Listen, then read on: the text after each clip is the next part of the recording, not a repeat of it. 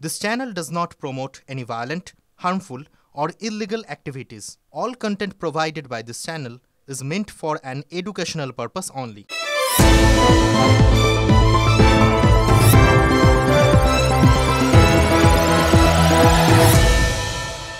এতদিন গোর্খাল্যান্ডের দাবি উঠত, বঙ্গভঙ্গ বিতর্কের জল এবার পাহাড় থেকে শুরু করে সমতল পর্যন্ত গড়িয়ে এসেছে, সমতলের নদিয়া পর্যন্ত।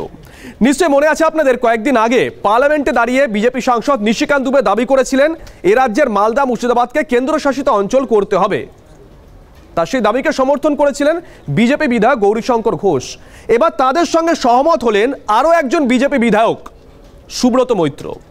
বহরমপুরের বিজেপি বিধায়ক অবশ্য ওই তালিকায় নদিয়ার একটা অংশকেও জুড়ে দিয়েছেন। ব্যাস শুরু হয়ে গেছে বঙ্গ রাজনীতিতে জল ঘোলা। আজকে মুর্শিদাবাদ, নদিয়া, উত্তর দিনাজপুর, দক্ষিণ দিনাজপুর এবং মালদা যেভাবে অনুপ্রবেশ মায়ানমার, পাকিস্তান এবং বাংলাদেশ থেকে ঘটে চলেছে, তাতে আমাদের সনাতনীরা ভীষণভাবে আতঙ্কিত। এবং যেভাবে প্রতিনিয়ত ডেমোগ্রাফি চেঞ্জ হয়ে যাচ্ছে, তার জন্যই আমাদের সাংসদ এবং অপর বিধায়ক যে বক্তব্য তুলে ধরেছেন, আমি এটাকে সম্পূর্ণই সমর্থন জানাই। কেন্দ্রশাসিত অঞ্চলের প্রস্তাব বিতর্কে নতুন মাত্রা যোগ করলেন বাংলার আরেক বিজেপি বিধায়ক। ঝাড়খণ্ডের গোড্ডার সাংসদ নিশিকান্ত দুবে মুর্শিদাবাদে বিজেপি বিধায়ক গৌরীশঙ্কর ঘোষের প্রস্তাবকে সমর্থন জানানোর পাশাপাশি আরও এক ধাপ এগিয়ে মালদা মুর্শিদাবাদের সঙ্গে উত্তর ও দক্ষিণ দিনাজপুর এবং নদিয়া জেলার একাংশকেও প্রস্তাবিত কেন্দ্রশাসিত অঞ্চলের আওতায় আনার পক্ষে সওয়াল করলেন বহরমপুরের বিজেপি বিধায়ক সুব্রত মৈত্র। বক্তব্যের সপক্ষে অনুপ্রবেশের সমস্যা এবং আইনশৃঙ্খলার বিষয়টিকেই সামনে রাখছেন বিজেপি বিধায়ক। কেন্দ্র সরকার এবং রাজ্য সরকার উভয়ের চিন্তা ভাবনা করা উচিত এ বিষয়ে। পুলিশ প্রশাসনের যারা চেয়ারে বসে আছেন, তারা প্রতিনিয়ত এই জিনিসগুলো দেখছেন। তাদের হাতে আইন আছে, তাদের হাতে শাসন ব্যবস্থা আছে, কিন্তু তারা এগুলোতে কোনো কর্ণপাত করে না, দৃষ্টি দিয়েও দেখে না। যার জন্যই দরকার কেন্দ্র আইন শাসন ব্যবস্থা। গত বৃহস্পতিবার সংসদ অধিবেশনে ঝাড়খণ্ডের বিজেপি সাংসদ নিশিকান্ত দুবে বিহার সাঁওতাল পরগনার একাংশের সঙ্গে মালদা মুর্শিদাবাদকে নিয়ে কেন্দ্রশাসিত অঞ্চল গড়ার প্রস্তাব দেন। এই বক্তব্যকে সমর্থন জানান মুর্শিদাবাদের বিজেপি বিধায়ক গৌরীশঙ্কর ঘোষ।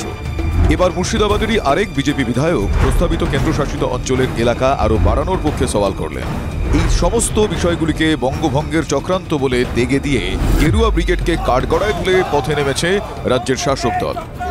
বিজেপি বাংলাকে ভাগ করার চক্রান্ত করছে। এই বাংলা ভাগের চক্রান্ত আমরা মানছি না। বাংলা ভাগকে কোনোভাবেই বাঙালিরা মেনে নেবে না।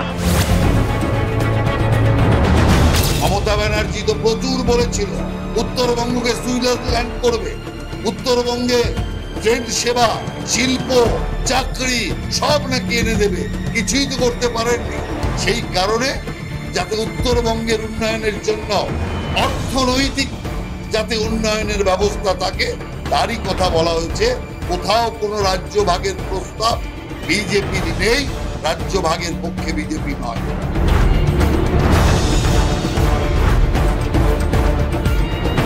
বাংলাকে ভাগের যদি কোনো চক্রান্ত কেউ করে থাকে, বাংলার জল, বাংলার মাটি, বাংলার মানুষ, তাকে ভাগ করার যদি চেষ্টা কেউ করে থাকেন, তাকে ভুগতে হবে। এই চেষ্টা করেছিলেন মমতা ব্যানার্জি। দক্ষিণে মমতা, উত্তরে কামতা, এই চেষ্টাই করেছেন বিজেপির নেতারা। 2021 বিধানসভা নির্বাচনের ফল ঘোষণার পর উত্তরবঙ্গকে বঞ্চনার অভিযোগে পৃথক রাজ্য অথবা কেন্দ্রশাসিত অঞ্চল হিসেবে গড়ে তোলার দাবি তোলেন বিজেপির একাধিক জনপ্রতিনিধি। কিন্তু এই ইস্যুটি রাজনৈতিক আলোচনার বিষয়বস্তু হয়েই থেকে গিয়েছে। এবার মালদা ও মুর্শিদাবাদকে কেন্দ্র করে কেন্দ্রশাসিত অঞ্চল গড়ার প্রস্তাব নিয়ে বিতর্কের জল কতদূর গড়ায়, সেদিকেই নজর পর্যবেক্ষক মহলের। কৌশিক ঘোষ, সনদ মাঝি ও সুমন মহাপাত্রর report, TV9 Bangla. Gorkhaland, greater Coochbehar, পৃথক উত্তরবঙ্গ, এই দাবিতে এর আগেও আমরা দেখেছি বেশ কিছু সংগঠন তারা সরব হয়েছিল, তারা পথে নেমেছিল। রক্তক্ষয়ী সে সমস্ত তাদের পথে নামার, তাদের আন্দোলনের ছবি দেখতে পাওয়া গিয়েছে। 2021 বিধানসভার পরে, বিধানসভা ভোটের পর, সেক্ষেত্রেও একটা বিতর্ক দানা বেঁধেছিল এই বিষয়টাকে নিয়ে। এবার সুকান্ত মজুমদারের একটা মন্তব্য নতুন করে বিতর্কের সৃষ্টি করছে। হ্যাঁ, আপনাদের শোনাই বরং তার কোন মন্তব্যে, কোন প্রেক্ষাপটে বিতর্ক দানা বাঁধছে। মাননীয় প্রধানমন্ত্রীর হাতে একটি প্রস্তাব তুলে দিয়ে এসেছে। আপাতত উত্তরবঙ্গকে নর্থ ইস্টের অন্তর্ভুক্ত করা যেতে পারে। किशनगंज, अररिया, कटिहार, मालदा, मुर्शिदाबाद और पूरा संथाल बना है, इसको यूनियन टेरिटरी बनाइए। বুধবার উত্তরবঙ্গকে উত্তর পূর্বের অন্তর্ভুক্ত করার প্রস্তাব দিয়েছিলেন বঙ্গ বিজেপির সভাপতি ও উত্তর পূর্ব উন্নয়ন প্রতিমন্ত্রী সুকান্ত মজুমদার। বৃহস্পতিবার বিজেপি সাংসদ নিশিকান্ত দুবে আবারও বিহার, সাঁওতাল পরগনার সঙ্গে মালদা ও মুর্শিদাবাদকে নিয়ে কেন্দ্রশাসিত অঞ্চল গড়ার দাবি জানান। আর এই ইস্যুতেই এখন ফের সরগরম বঙ্গ রাজনীতি। 2021-এর পর আবারও মাথা চাড়া দিয়ে উঠেছে বঙ্গভঙ্গ বিতর্ক। অবিলম্বে এটাকে কেন্দ্রশাসিত অঞ্চল করে আইনের শাসন লাগু করে মুর্শিদাবাদ জেলা, মালদা জেলার মানুষকে বাঁচান। আমাদের সাংসদ এবং অপর বিধায়ক যে বক্তব্য তুলে ধরেছেন, আমি এটাকে সম্পূর্ণই সমর্থন জানাই। From minister two BJP party, এমনকি বাংলাকে ভাগ করার চক্রান্ত, we strongly condemn this attitude. Divide Bengal means divide our country India. মাসখানেক আগে উত্তরবঙ্গ সফরে গিয়ে বিজেপির রাজ্যসভার সাংসদ অনন্ত মহারাজের সঙ্গে দেখা করেন মুখ্যমন্ত্রী। সম্প্রতি সেই অনন্ত মহারাজও এই বিতর্কে নতুন মাত্রা যোগ করেন। আমরা রাজ্যকে ভাগ করতে চাচ্ছি না, আমার রাজ্যটা আমরা রিসেট করতে চাচ্ছি। বাংলা নয় তো, ওটা গ্রেটার কুচবিহার, গ্রেটার কুচবিহারটা তো উত্তরবঙ্গ। 2021-এর বিধানসভা নির্বাচনের ফল ঘোষণার পরে উত্তরবঙ্গের প্রতি বঞ্চনার অভিযোগে সুর চড়াতে শুরু করে বিজেপি। জন বার্লা থেকে শুরু করে উত্তরবঙ্গের একাধিক বিজেপি বিধায়কও পৃথক উত্তরবঙ্গ কিংবা কেন্দ্রশাসিত অঞ্চলের পক্ষে প্রকাশ্যে সওয়াল করেন। পর্যবেক্ষক মহলের ব্যাখ্যা, এখন নতুন বিতর্কের প্রেক্ষাপটে সুকান্ত মজুমদারের উন্নয়নের জন্য উত্তরবঙ্গকে উত্তর পূর্বের সঙ্গে যুক্ত করার প্রস্তাব, নিশিকান্ত দুবের মালদা ও মুর্শিদাবাদকে নিয়ে কেন্দ্রশাসিত অঞ্চল গড়ার দাবির পক্ষে সওয়াল করছেন বিজেপির জনপ্রতিনিধিদের অনেকেই। লোকেশন অনুযায়ী আমরা মানে close two north eastern states এবং একই জায়গায় আমরা অবস্থান করি। এত সিমিলারিটি আমাদের থাকা সত্ত্বেও আমরা কেন উত্তর পূর্ব ভারতের যে সুবিধাটা কেন্দ্রীয় সরকার দিচ্ছে সেটার সুবিধা আমরা কেন পাবো না? রাজ্য সভাপতি সুকান্ত মজুমদার বলছে উত্তরবঙ্গকে ভাগ করুন, মালদার বিধায়ক বলছে আলাদা করে মালদাকে ভাগ করুন, মুর্শিদাবাদের বিধায়ক বলছে আলাদা করে মুর্শিদাবাদকে ভাগ করুন। অর্থাৎ বাংলা বিরোধিতার ক্ষেত্রেও তারা যে ঐক্যবদ্ধ নয়, এটা প্রমাণ হলো। যদিও এই বিতর্কের আবহে বঙ্গ বিজেপির শিবির থেকে উঠে আসছে ভিন্ন সুর। কোনো বাংলা ভাগের প্রস্তাব নেই, কোনো বাংলা ভাগের কথা কেউ বলেনি। যেটা বলা হয়েছে অর্থনৈতিকভাবে উত্তরবঙ্গের উন্নয়নকে আরো ত্বরান্বিত করা। শেষ পর্যন্ত কোথাকার জল কতদূর গড়ায় সেটাই রাজ্য রাজনীতিতে চর্চার বিষয় হয়ে দাঁড়িয়েছে। Bureau report, TV9 Bangla. বঙ্গভঙ্গ নিয়ে কতই না তর্জা আপনারা দেখলেন। বিজেপি বনাম তৃণমূল, তৃণমূল বিজেপিকে বলছে, বিজেপি তৃণমূলকে বলছে। এই একটা টানাপোড়েন আমরা দেখেই চলেছি। কিন্তু দেখুন, টানাপোড়েন যদি হওয়ার থাকতো তাহলে তো উন্নয়ন নিয়ে হলে ভালো হতো। কেউ বলতো যে হ্যাঁ এই উন্নয়ন হওয়া উচিত ছিল, বলতো এই উন্নয়ন হয়নি কেন। কিন্তু কোথায় কি উন্নয়ন নিয়ে কোনো টানাপোড়েন, কোনো তর্জা বিজেপি তৃণমূল কারোর মধ্যেই আমরা দেখতে পাচ্ছি না। এই কারণ আমাদের প্রতিনিধিরা খুঁজে খুঁজে বেশ কিছু তথ্য আমাদের সামনে এনেছেন। 3টে তথ্য দেখাবো, একে একে দেখাবো। কিন্তু দেখুন, এই যে উন্নয়নের সদিচ্ছার অভাব, তা নিয়ে কারো কোনো হুঁশ নেই। বাংলার পিচ, বাংলার ব্রিজ, বাংলার আলো কুপি না জ্বললেই গেল। রাস্তায় নতুন পিচ পড়েছে, খুশি হওয়ার কথা গ্রামবাসীদের। কিন্তু হাঁটতে গিয়ে মাথায় হাত বীরভূমের সদাইপুরের হদলা গ্রামের মানুষের। হাত দিলেই উঠে আসছে পিচ। নিম্নমানের সামগ্রী ব্যবহারের অভিযোগে সরব গ্রামবাসীরা। তো দেখা গেল যে হাত দিয়ে উঠে গেছে, তাহলে এই বিটুমিন কি টিকবে? ওই ঢালাই রাস্তা করেছে কাদার ওপরে, যে ওয়ার্ক অর্ডার যে শিডিউল হয় সেই শিডিউল অনুযায়ী প্রথমে বিএম আছে, বিএম এর পর প্রিমিক্স আছে, প্রিমিক্সের পর সিলকট আছে।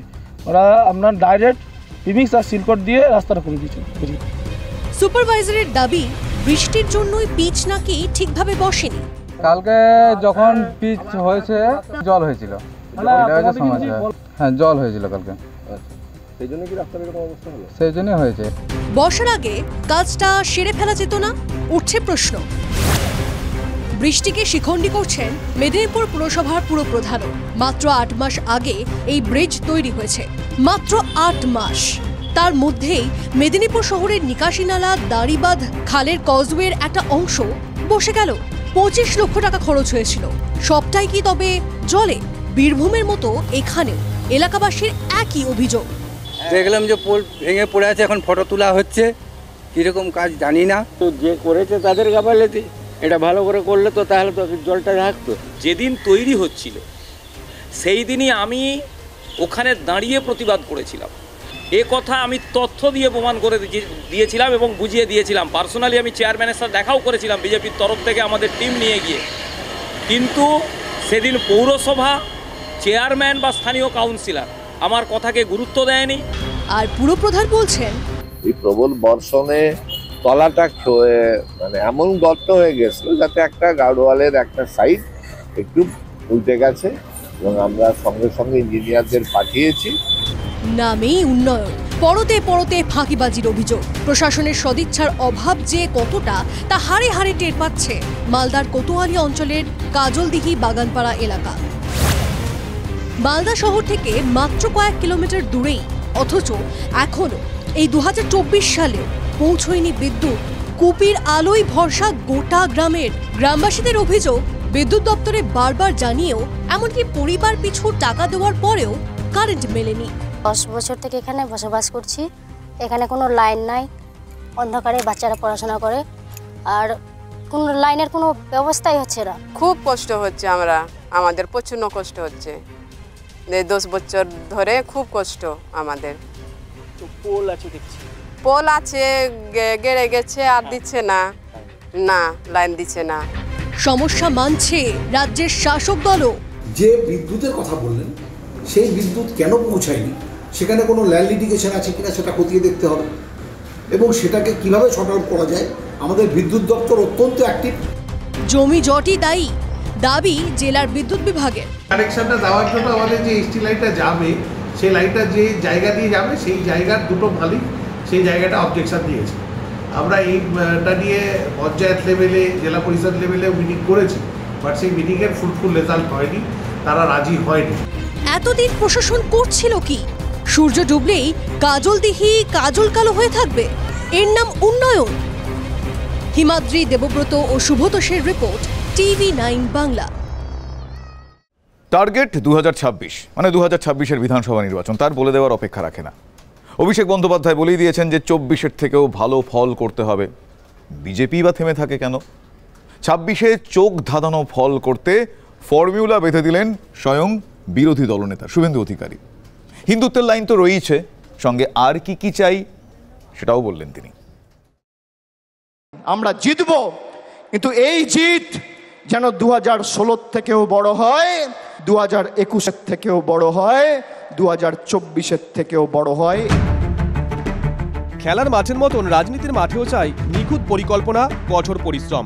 21 জুলাইয়ের মঞ্চে অভিষেক বন্দ্যোপাধ্যায় বুঝিয়ে দিয়েছেন এবার পাখির চোখ 2026-এর বিধানসভা ভোট। বিজেপি নেতাদের কথাবার্তাতেও স্পষ্ট, তাদেরও টার্গেট 2026 বিধানসভা ভোট। শনিবার নন্দীগ্রামে এক অনুষ্ঠানে ভোটে জেতার ফর্মুলা শুনিয়েছেন বিরোধী দলনেতা। ফর্মুলা 1, ভোটের আগে মুক্ত করো ভয়, আপনে মাঝে শক্তি ধরো, নিজের করো জয়। ভয় কাটাতে হবে। ভয় কাটাতে গেলে উপদ্রুত এরিয়া আইন দিতে হবে, পুলিশের কাছ থেকে ক্ষমতা কাটতে হবে। ভোটে জিততে হলে বিজেপি কর্মীদের ভয় কাটাতে হবে, সেজন্য পশ্চিমবঙ্গকে উপদ্রুত এলাকা ঘোষণা করতে হবে।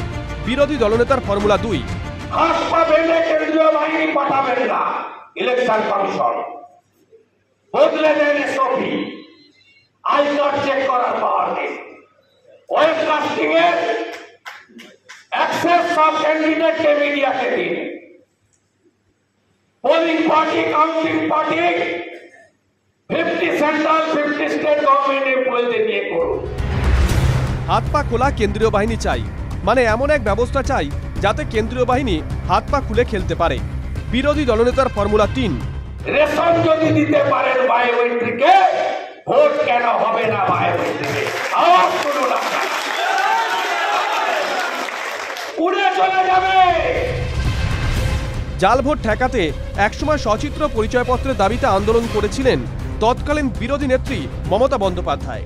ওই দাবিতেই 21শে জুলাই। মমতা এখন মুখ্যমন্ত্রী। আজকের বিরোধী দলনেতা জাল ভোট ঠেকাতে চাইছেন বায়োমেট্রিক ভোট। শুভেন্দু অন্য অঙ্কেও ভোটের ছক সাজাচ্ছেন।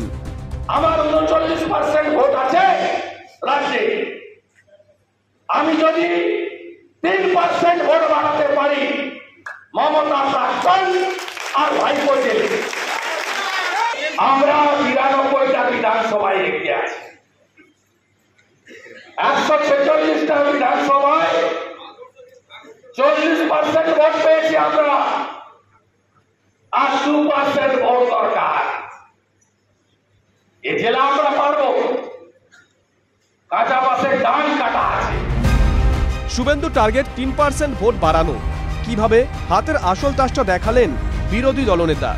ভারতীয় জনতা পার্টিকে মুসলিমরা হিন্দুদের দল বলে, 95% ভোট মমতা ব্যানার্জিকে দেয়। আর আমি যদি বলি আগামী বিধানসভা ভোটে আবার আরো 5% হিন্দুকে বিজেপিতে সরকার করতে হবে, ভুলটা কোথায় আপনি বলুন? সব ফর্মুলা শেষে সেই হিন্দুত্বের লাইন। 26-এ লক্ষ্য পূরণ হবে। Bureau report, TV9 Bangla. ভান্ডারে তব বিবিধ রত্ন। এ রাজ্যে দুর্নীতির ভান্ডারে রত্নের কোনো অভাব নেই, জানেন তো? তার মধ্যে অবশ্য 2-4 জন আছেন যারা এখনো সৎ। বালি পুরসভার ফিনান্স অফিসার, 2 কোটি টাকার বিলে সন্দেহ হয় তিনি সই করেননি। তারপরেই তাকে হঠাৎ করেই ট্রান্সফার করে দেওয়া হয়। কেন তাকে বদলি করে দেওয়া হলো? তিনি কি সততার মাসুল গুনলেন? তিনি কি কারো দুর্নীতি ধরে ফেলেছিলেন? কার দুর্নীতি?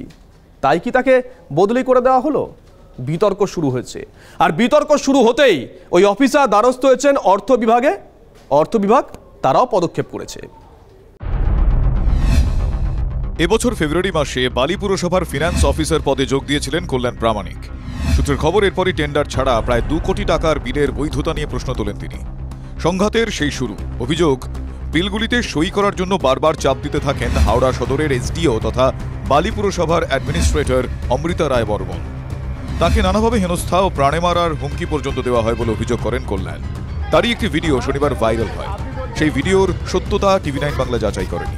না, আমার কাজ সোজা করা না। আমি ফিনান্স অফিসারের ডিউটি, ওটা সোজা ডিপার্টমেন্ট কি ভুল করলো আমি নোট দেবো, আমার অবজারভেশন দেবো। না এতজন কথা শুনি, এরা সবাই যা আমি বলবো তাই বলবো।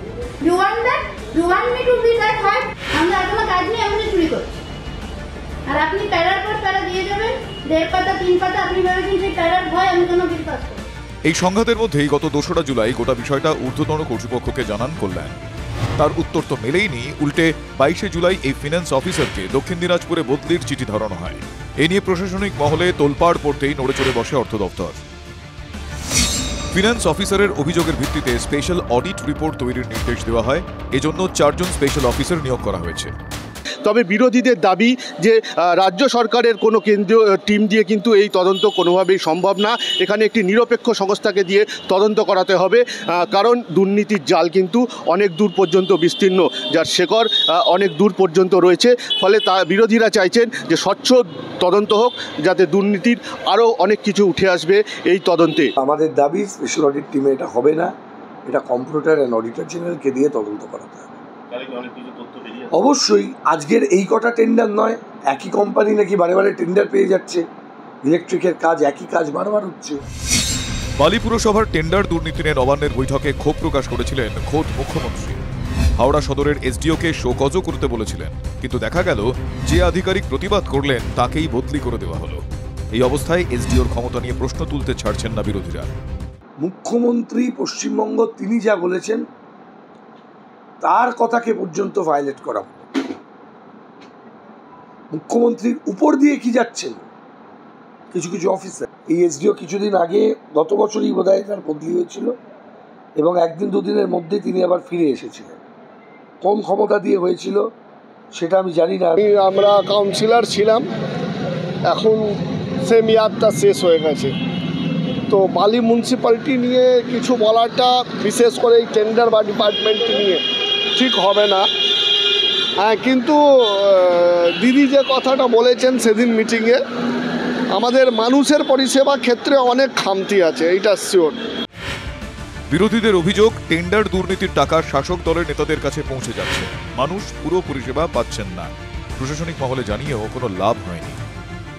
কানু, কৈলাস, আরো 2-1টা নাম দেখলাম ওখানে, কি সীমা, রাজীব এসব নাম রয়েছে, তারা কারা? তাদের কাছে কিসের লভ্যাংশের টাকা যায়?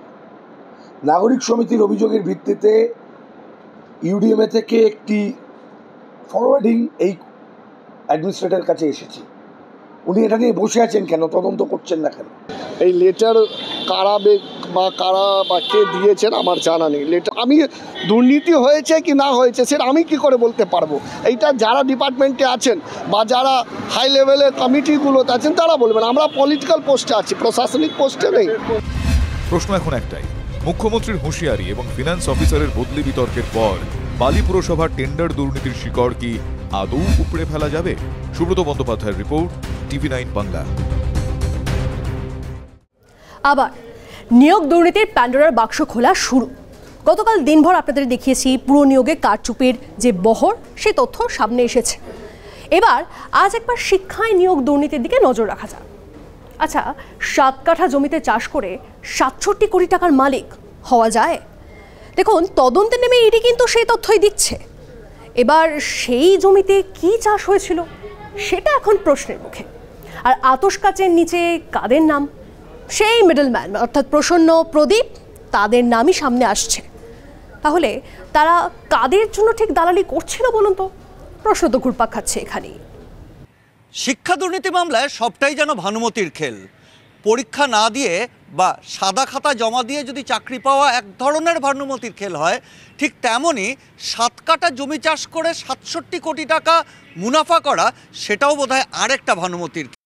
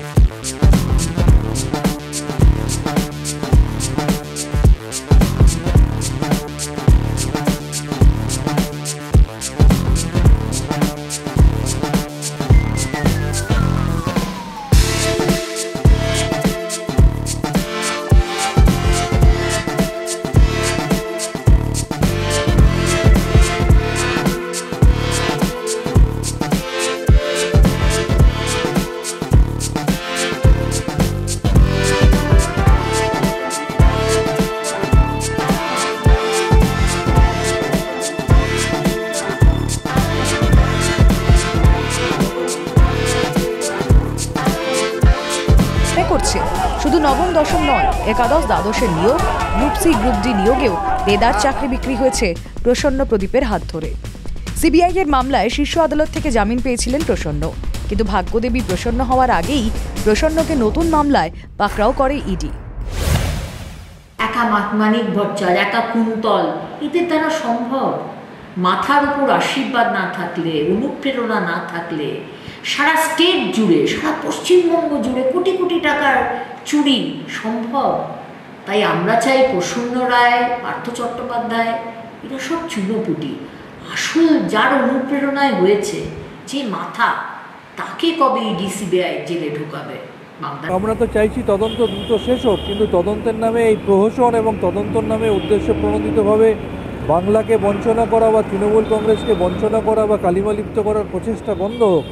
প্রশ্ন উঠছে, প্রসন্ন রায় যদি 67 কোটি টাকা তার মুনাফা পায় এই চাকরি বিক্রি করে, তাহলে এই গোটা চাকরি দুর্নীতি বা শিক্ষা দুর্নীতির অর্থের পরিমাণটা তাহলে কত? বা প্রসন্ন রায়ের মাথায় যারা রয়েছে, অর্থাৎ প্রসন্ন রায় যাদের তালিকা পাঠাতো, তারা যাদেরকে তালিকা পাঠাতো, অর্থাৎ কিংপিন পর্যন্ত কত টাকা পৌঁছেছে এই দুর্নীতির? ক্যামেরায় সুদেবের সঙ্গে সিজার, TV9 বাংলা।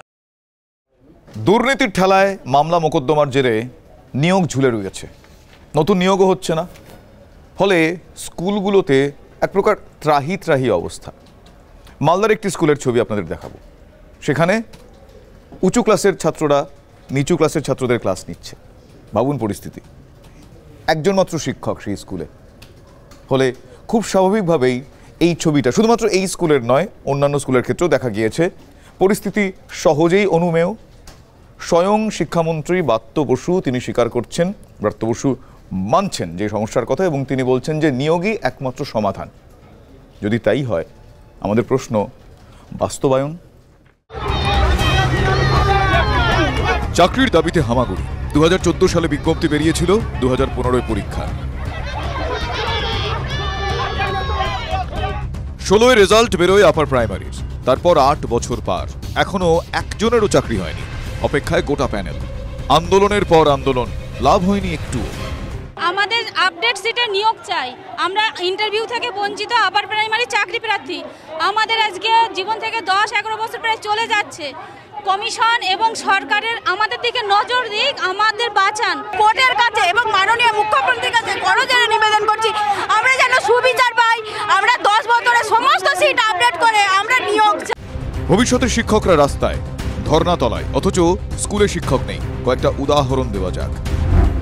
পশ্চিম মেদিনীপুরের ডেবরার নিজপপন পরহংস জুনিয়র হাই স্কুল, শিক্ষকের অভাবে 6 মাস ধরে স্কুলটা বন্ধ। মালদার হরিশ্চন্দ্রপুর 1 নম্বর ব্লকের মহেন্দ্রপুর গ্রাম পঞ্চায়েত, এখানকার গাংনদিয়া মাধ্যমিক শিক্ষা কেন্দ্রেও একই অবস্থা বা দুরবস্থা। একজন মাত্র শিক্ষক। মিড ডে মিলের তদারকিতেই তার দিন কেটে যায়। উঁচু ক্লাসের ছাত্ররা নিচু ক্লাসের ছাত্রদের পড়াচ্ছে। একটাই মাস্টার, তো এই সব ক্লাস সামলাতে পারছে না, তো মাঝের মধ্যে আমরা এই ক্লাস নিয়ে নিই। কোন ক্লাস এগুলো? এগুলা 5 ক্লাস 6 ক্লাস। বলছি এখানে কতজন শিক্ষক আছে? একজন। তুমি কি ক্লাসে পড়ো? 8-এ। আর তোমরা কোন কোন ক্লাস নিচ্ছ? এখন আমাদের 5, 6, 7, 8। আলিপুরদুয়ারের উত্তর জিতপুর গ্রাম, ক্লাস 4 এর ছাত্রীরা নিজের নামটা পর্যন্ত ঠিক করে লিখতে পারে না, কিছু না শিখেই প্রমোটেড। কেন শিখছে না? খোঁজ করতে গিয়ে দেখা গেল স্কুলে মাত্র 2 জন শিক্ষক। বাংলায় কি শিক্ষা ব্রাত্য? তাই এই দশা। আপার প্রাইমারি পরীক্ষার্থীরা যা চাইছেন সেই নিয়োগই সমাধানের একমাত্র পথ মেনেছেন শিক্ষামন্ত্রী। এরকম তো সমস্যা রাজ্যের বেশ কিছু জায়গায় আছে, আমি এটা অস্বীকার করতে পারি না। সেক্ষেত্রে আমরা যত তাড়াতাড়ি দ্রুত নিয়োগে যেতে পারবো, আমার মনে হয় সমস্যার সমাধান হবে। সমস্যা তো মানলেন, সমাধান কবে?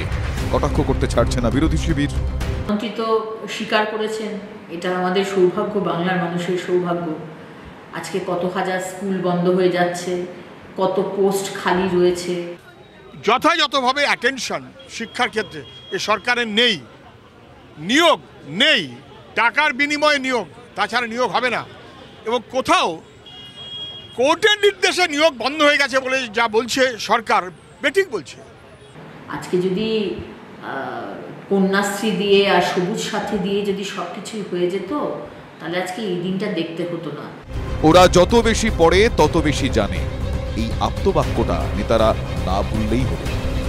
Bureau report, TV9 Bangla. দুধে জল মেশানোর খবর হামেশাই শোনা যায়, কিন্তু তা বলে তেলে জল? শুনতে আশ্চর্য লাগলেও এমনই অভিযোগে বিদ্ধ রাজ্যের শাসক দল। কাঁথির চণ্ডীপুর পঞ্চায়েতের তৎকালীন প্রধান নাকি করোনার সময় জলের মতন তেল খরচা করেছেন, লক্ষ লক্ষ টাকার বিল ধরিয়েছেন। দুর্নীতির গন্ধ শুধু বিরোধীরাই পাচ্ছেন না, পাচ্ছেন তৃণমূল কর্মীদের একটা অংশ। ওই তৃণমূল নেত্রী অবশ্য দাবি করছেন বিলে অসঙ্গতি আছে। আমার নাম শ্রীমতী অপর্ণা ভট্টাচার্য, আমি শিক্ষা সংস্কৃতি তথ্য ক্রীড়া বিভাগ স্থায়ী সমিতির কর্মাধ্যক্ষ, পূর্ব মেদিনীপুর জেলা পরিষদ। এটা তার বর্তমান পরিচয়। এর আগে 2018 থেকে 2023 সাল পর্যন্ত কাঁথির তৃণমূল পরিচালিত চণ্ডীপুর পঞ্চায়েত সমিতির সভাপতি ছিলেন অপর্ণা ভট্টাচার্য। এই 5 বছরে তিনি গাড়ির তেলের জন্য খরচ করেছেন 21.5 লক্ষ টাকা। তথ্য জানার অধিকারে চণ্ডীপুর জনতথ্য আধিকারিকের অফিস থেকে প্রথমে এই হিসেব পেয়েছেন তৃণমূলেরই এক কর্মী। আশ্চর্য ব্যাপার যে 2020 সালের মার্চ মাস থেকে 2021 সালের মার্চ মাস পর্যন্ত গোটা ভারতবর্ষ লকডাউন থাকা সত্ত্বেও 4 বছরের মেয়াদে এত টাকার তেল একটা পঞ্চায়েত সমিতির সভাপতি যদি পুড়ে, তাহলে গোটা ভারতবর্ষে যত সরকারি আধিকারিক আছে, রাষ্ট্রপতি, প্রধানমন্ত্রী, মুখ্যমন্ত্রী, এদের গাড়িতে কত তেল পুড়তিছে। 2 লক্ষ টাকা দিয়ে একটা প্রাইমারি স্কুল বিল্ডিং করা যেত, একটা বানভাসী কেন্দ্র করা যেত, একটা ICDS স্কুল করা যেত। এই টাকাটা পুরোটা আত্মসাৎ করা হয়েছে, প্রশাসনের উচিত তদন্ত করা। অভিযোগ গুরুতর, কিন্তু অপর্ণা ভট্টাচার্যের সাফ বক্তব্য, করোনার সময় তিনি এলাকা চষে বেরিয়েছেন ঠিকই, কিন্তু তারপরও গাড়ির তেলের এত বিল হওয়ার কথা নয়, তথ্যে অসঙ্গতি রয়েছে। তেল 3-4 লিটার প্রতিদিন এরকম তেল হয়তো নেওয়া হয়েছে, এর বেশি আমি কোনোদিন নিইনি। এই তথ্যটা অতিরিক্ত ভুল, এর মধ্যে প্রচণ্ড অসঙ্গতি রয়েছে। এটা নিয়ে আমি, যিনি দিয়েছেন জয়েন্ট ভিডিও, উনি নতুন এসেছেন তো উনি জানেন না, তা উনি বললেন যে এই তথ্যটা আমি ভুল দিয়েছি, যে আপনি তো জানুন, যা হয়েছে সেটা করুন বলে উনি বলেন যে আমি অসুস্থ বলে উনি চলে গেছেন, এসে উনি রিপোর্টটা আবার প্লেস করবেন। তথ্যে যে গোলমাল রয়েছে সেটা দ্বিতীয় দফায় আধিকারিককে চিঠি দিয়ে জানিয়ে দেন জনতথ্য আধিকারিকও, কিন্তু তাতেও সন্দেহ দূর হচ্ছে না সুপ্রভাতের। সেই চিঠি থেকে দেখছি আবার তিনি বললেন যে না, আমার হিসাবটা দেওয়া ভুল হয়েছে, যে সভাপতির গাড়িটা যেটা ব্যবহার করা হয়েছিল সেই গাড়িতে খরচ হয়েছে 7 লক্ষ সামথিং টাকা, আর বাকি টাকাটা অন্যান্য গাড়িতে খরচ হয়েছে, তবে সেই গাড়িগুলি may be or may not be used by the সভাপতি। আমার কাছে এই বিষয়টা অত্যন্ত আশ্চর্য লেগেছে যে একজন আধিকারিক কী করে বলতে পারে যে এই গাড়িটা may be or may not be, মানে সভাপতি চড়তেও পারে, নাও চড়তে পারে। তার পঞ্চায়েত সমিতিতে কতগুলো গাড়ি চলে। স্বাভাবিকভাবে এই ইস্যুকে ঘিরে জেলায় শাসক বিরোধী চাপানুতোর শুরু হয়ে গিয়েছে।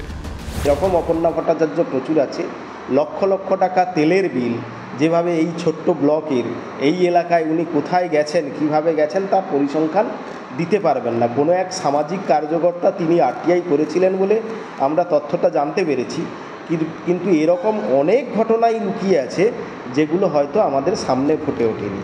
হয়তো কোনো রুগীকে নিয়ে গেছে, তার জন্য বিল হতেই পারে, কিন্তু সেই বিলটা যে যথার্থ সেটা দপ্তর আছে, আমাদের ওখানকার ডিপার্টমেন্ট আছে, তারা বলবে। আমরা এটা বলবো তৃণমূল কংগ্রেস মানুষের সাথে থাকে, মানুষের পাশে থাকে, তাই এইসব অভিযোগ সর্বৈব মিথ্যা। বিষয়টির শেষ দেখে ছাড়তে চান অভিযোগকারী সুপ্রভাত পাত্র। তদন্ত না হলে তিনি আদালতের দ্বারস্থ হবেন বলে হুঁশিয়ারি দিয়ে রেখেছেন। কনিষ্ক মাইতির রিপোর্ট, TV9 বাংলা। ঈশ্বরচন্দ্র বিদ্যাসাগর লিখেছিলেন, গোপাল বড়ই সুবোধ বালক। তার বাপ মা তাকে যখন যা বলে সে তাই করে, যা পায় তাই খায়, যা পায় তাই পরে, ভালো খাবো ভালো পড়বো বলে উৎপাত করে না। আসলে সব তো এই গোপালের মতো তো সবাই সুবোধ হয় না। আচ্ছা, কালনার তৃণমূল কংগ্রেসের গোপাল, তাকে নিয়ে কি বলার আছে? আসলে তিনি মোটেই সুবোধ নন। অ্যাটলিস্ট যে অভিযোগ তার নামে আসছে তাতে আমরা বলতেই পারি তার জন্য এক মহিলা জাস্ট অতিষ্ঠ। কেন? জমি বিক্রি করার আগেই তিনি দখল করে নিয়েছেন, আর তা নিয়ে অভিযোগ করতে গেলে সেই মহিলার ওপর চড়াও হন, তার গায়েও হাত দেন। কেন? পুলিশ তাকে গ্রেফতারও করে, অবশ্য পরে আদালতে সে জামিনও পেয়ে যায়, কিন্তু তাতে কি? এই সমস্যার সমাধান কি তাহলে হবে না? আচ্ছা, কালনার তৃণমূলের সাধারণ সম্পাদক বলেই কি গোপালে নরম পুলিশ? আমরা যত জিতব তত আমাদের নরম হতে হবে, আমরা যত জিতব তত আমাদের দায়িত্ব বাড়বে।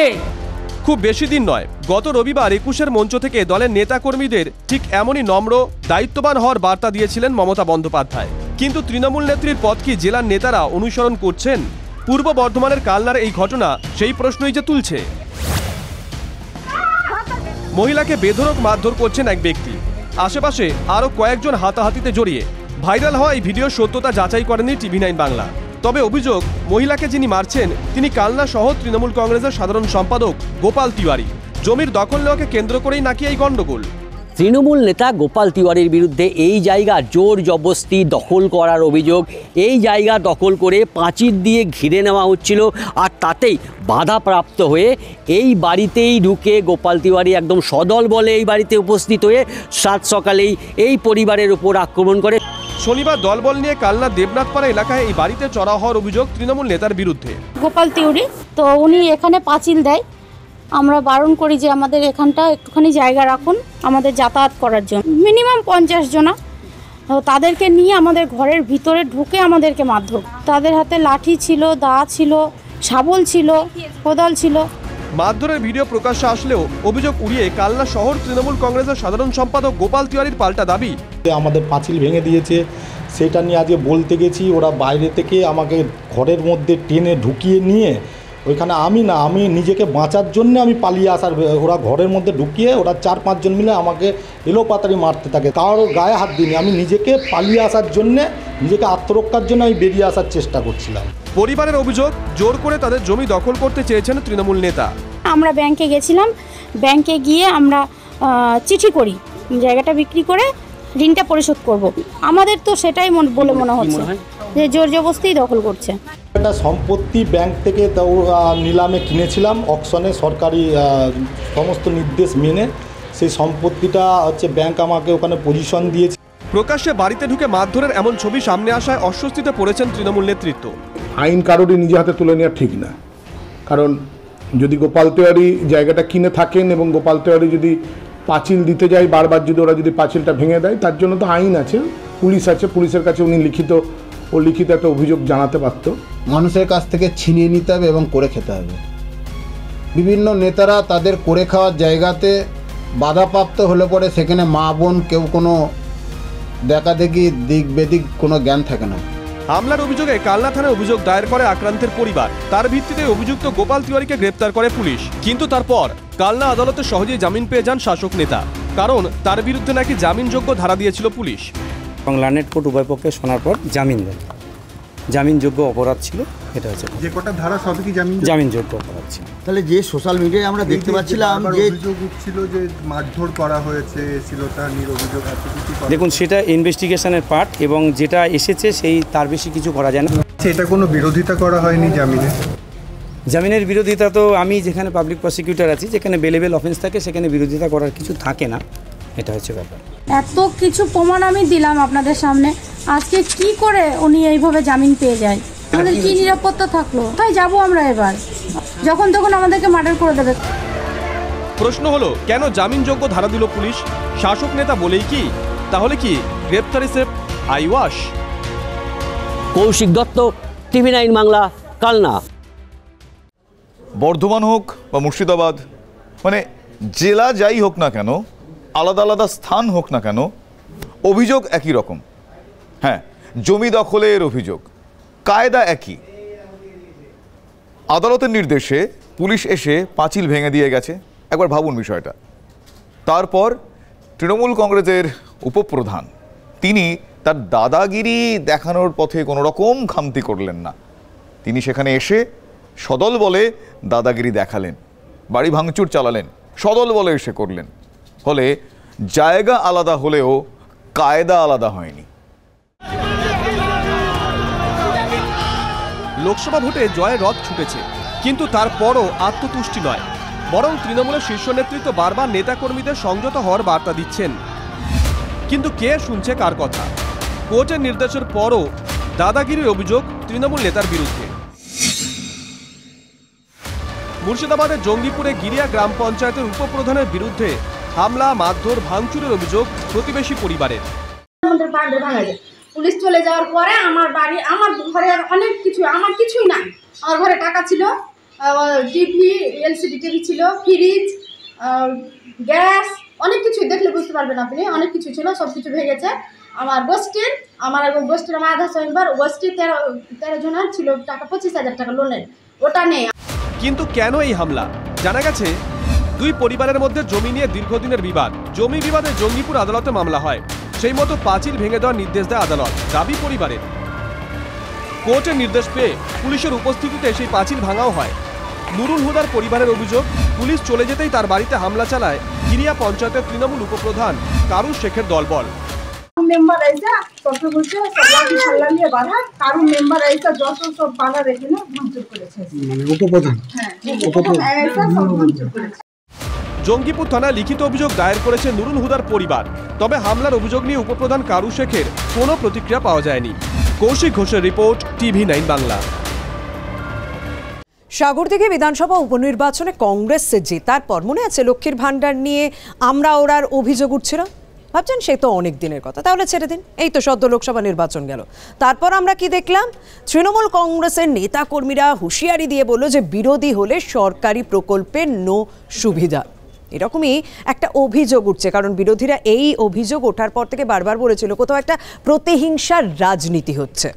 বহরমপুরে এবার অভিযোগ উঠছে কংগ্রেস এবং বিরোধী রাজনৈতিক দল সমর্থিত কর্মীদের নাকি বেতন বন্ধ করে দিয়েছে পুরসভা, এমনকি আদালতের নির্দেশও মানা হচ্ছে না সেক্ষেত্রে। লোকসভা নির্বাচনে 5 বারের সাংসদ অধীর রঞ্জন চৌধুরীকে হারিয়ে এবার বহরমপুর কেন্দ্র দখল করেছেন তৃণমূলের ইউসুফ পাঠান। লোকসভা কেন্দ্রে জিতলেও বহরমপুর পুরো এলাকায় পিছিয়ে পড়েছে তৃণমূল কংগ্রেস। কংগ্রেসের অভিযোগ, ভোটের ফলাফলের পর থেকেই প্রতিহিংসার রাজনীতি করছে ঘাসফুল।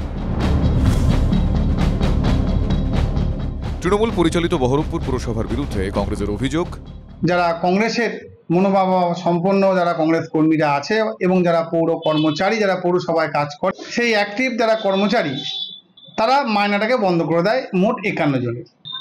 যে শুধু কংগ্রেস নয়, এখানে সকলেই আছে।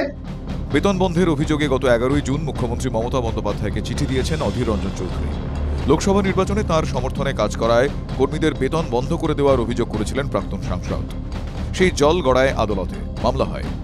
সম্প্রতি হাইকোর্ট নির্দেশ দেয় 1 সপ্তাহের মধ্যে কর্মীদের বকেয়া বেতন মিটিয়ে দিতে হবে। জেলা কংগ্রেসের অভিযোগ, বকেয়া বেতন না মিটিয়ে উল্টে প্রতিহিংসা রাজনীতি করতেই এবার 2 কর্মীকে শোকজ করেছে তৃণমূল পরিচালিত বহরমপুর পুরসভা। দেখলাম হঠাৎ করে এক্সিকিউটিভ অফিসার তিনি নোটিশ জারি করছেন, তিনি শোকজ লেটার দিচ্ছেন। কাকে কাকে? গীতা চৌধুরী, যার নামে মামলা রয়েছে হাইকোর্টে, এবং তার সঙ্গে সঙ্গে শিবানী সাহা। অভিযোগ আনা হচ্ছে তারা গার্জিয়ানদের সঙ্গে বাজে ব্যবহার করে, তারা বিভিন্নভাবে তারা শিশুদের সঙ্গে নানান অশালীন ব্যবহার করে, ইত্যাদি ইত্যাদি। ভোট কম পাওয়ার জন্য আপনার জলের লাইন কেটে দেবেন, আপনার মায়না বন্ধ করে দেবেন, হাইকোর্টের নির্দেশ মানবেন না, এটা কেমন করে হয়? যদিও কংগ্রেসের অভিযোগ মানতে নারাজ বহরমপুর পুরসভার চেয়ারম্যান, তার পাল্টা দাবি, যে 2 জন এমপ্লয়ির নামে অভিযোগ আছে তারা কোর্টে গেছে। কোর্টে কি অর্ডার হয়েছে সেই অর্ডারটা আমরা হাতে পাইনি, তো সেই জন্য আগে অর্ডারের কপি আসুক। কোর্ট যদি বলে হচ্ছে মাইনা ছেড়ে দিতে, তখন আমরা আমাদের লয়ারের সঙ্গে আলোচনা করে, আইনি ব্যাপার আমি তো বুঝি না, তখন আমরা করব। তৃণমূলের বিরুদ্ধে প্রতিহিংসার অভিযোগে সরব হয়েছে কংগ্রেস। যদিও আগেই বহরমপুর পুরসভা জানিয়েছিল যাদের বেতন স্থগিত তাদের বিরুদ্ধে একাধিক অভিযোগ রয়েছে। দল দেখে নয়, কাজের পারফরমেন্স দেখে পদক্ষেপ করা হচ্ছে। সেই সঙ্গে বেশ কিছু অনিয়মের অভিযোগ রয়েছে। এমনই একাধিক কারণে কর্মীদের বেতন স্থগিত করা হয়েছে। বেতন বন্ধের পর নতুন করে শোকজ নিয়ে পুরো চেয়ারম্যানের সাফ কথা, বিষয়ের উপর কমপ্লেন হয়েছে, সেটাকে আমরা তাদের কাছে জানতে চেয়েছি। এর মধ্যে কি আছে? চাকরি করবেন, কংগ্রেস করে বলে তার অন্যায়, তার বিভিন্ন রকম অসামাজিক কাজকর্ম মেনে নিতে হবে, এগুলো কোন আইনে লেখা আছে আমার জানা নেই। কংগ্রেস তৃণমূলের এই কাজিয়ায় বিজেপির কটাক্ষ, যেমন ঝাড় তেমন বাস। কংগ্রেসের গর্বে তৃণমূল জন্ম নিয়েছে, একসময় কংগ্রেস করেছে, এখন তৃণমূল সেটা করছে। তৃণমূলকে ভোট দিলে পরিষেবা পাওয়া, তৃণমূলকে ভোট না দিলে সেখানে আমরা পরিষেবা দেব। লোকসভা ভোটের পর কেন্দ্র সরকার গঠন হয়ে গিয়েছে, মাসখানেক কেটেও গিয়েছে, কিন্তু তারপরেও বহরমপুরে প্রতিহিংসা রাজনীতি নিয়ে দরজা চলছেই, বারুদ চড়ছেই। কৌশিক ঘোষের report, TV9 Bangla.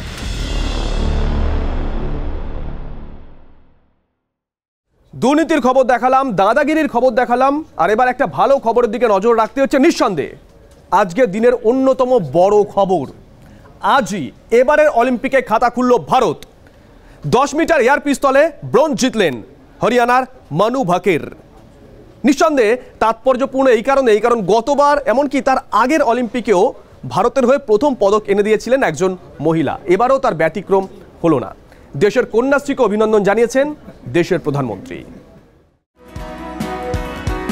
2016 Rio Olympics, 2020 Tokyo Olympics, 2024 Paris Olympics, মিল একটাই, মহিলার হাত ধরে অলিম্পিক্সের মঞ্চে প্রথম পদক জয়।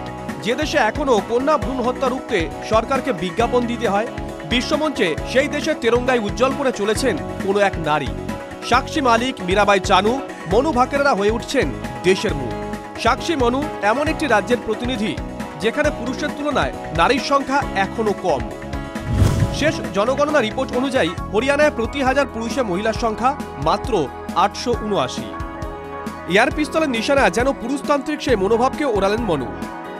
1 যুগ পর শুটিংয়ে অলিম্পিক্সে পদক ভারতের। এই প্রথম শুটিংয়ে ভারতীয় মহিলার পদক জয়। मनु नमस्ते, खूब खूब अभिनंदन आपको, बहुत बहुत बधाई। बहुत बहुत शुक्रिया सर। ये तुम्हारी सफलता का खबर सुनने के बाद और उत्साह और आनंद में हूँ। आपको 2 प्रकार की क्रेडिट मिल रही है। एक तो आप कांस्य पदक लाई, लेकिन भारत की पहली महिला है जो इस मेडल लेके आई हो। लेकिन इस बार तुमने सारी कमियों को पूरा कर दिया।